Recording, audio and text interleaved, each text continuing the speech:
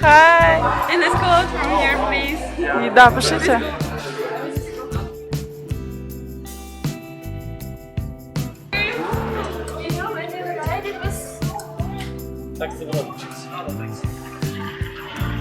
Wow. That's very cool.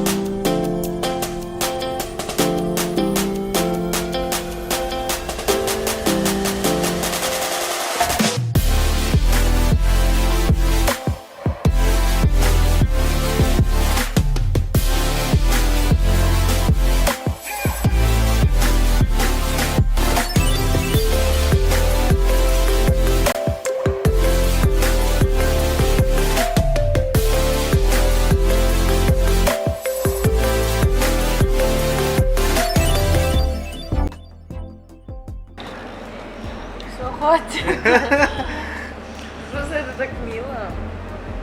Все, хватит. Айка растрогалась, потому что Ирон сказал, что он чувствует себя как дома.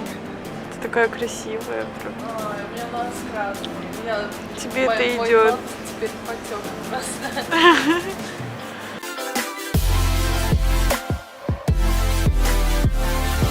Необычно. Да, мы его только типа видели По в телефону. телефоне, да. А сейчас он такой живой оказывается. Эй, хватит снимать, я ко мне нет. Ну плачет, господи. Все, я не плачу. Это хватит.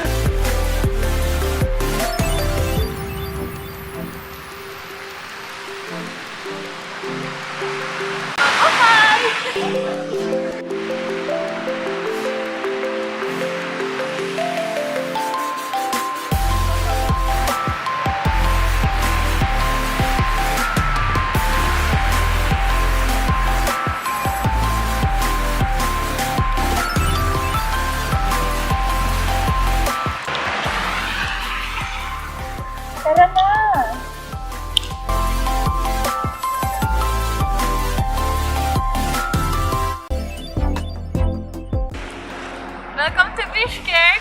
It's capital of my country, Kyrgyzstan. This is our square. Here you can find our national flag, right? Flag.